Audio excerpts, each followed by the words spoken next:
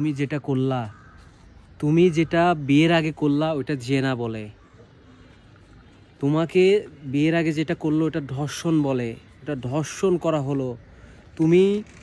তোমাকে ধর্ষণ করলো, তোমার সাথে জেনা করলো, তুমিও জেনাতে জড়িত হলা, তুমিও জেনা করলা।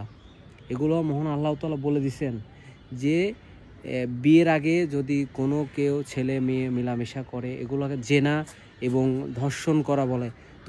তোমাকে ধর্ষণ করা হলো, তারপরে তুমি দাবি নিয়ে বসলে 2 বছর পরে, আমাকে 2 বছর ধরে আমাকে বিভিন্ন জায়গায় নিয়ে ধর্ষণ করা হয়েছে, আমাকে এখন স্ত্রীর মর্যাদা দিতে হবে, আমাকে এখন বউর মর্যাদা দিতে হবে, আমাকে ভরণ পোষণ দিতে হবে।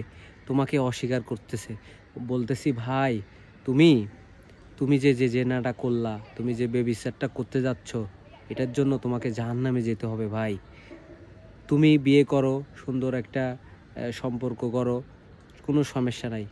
তুমি দেখে শুনে করো, দেরি করো, সমস্যা নাই। একটা বিয়ের সাথে আবদ্ধ হও, লোভ করো না ভাই।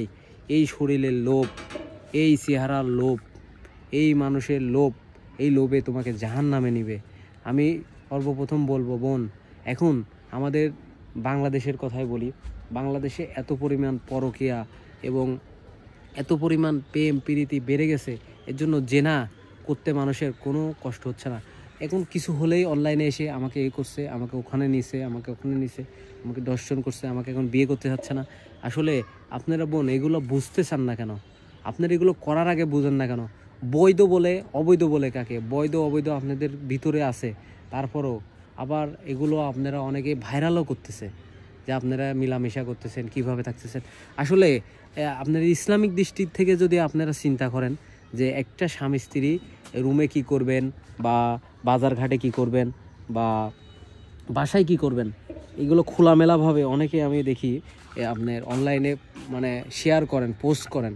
হ্যাঁ, তো এগুলো আসলে ঠিক নয়। এই মাজিলটা আমাকে কামড় দিছে, হ্যাঁ এটা আমাকে কামড় দিছে, কিন্তু একে আমি মেরে ফেলবো না, একে আমি ছেড়ে দিলাম, ঠিক আছে?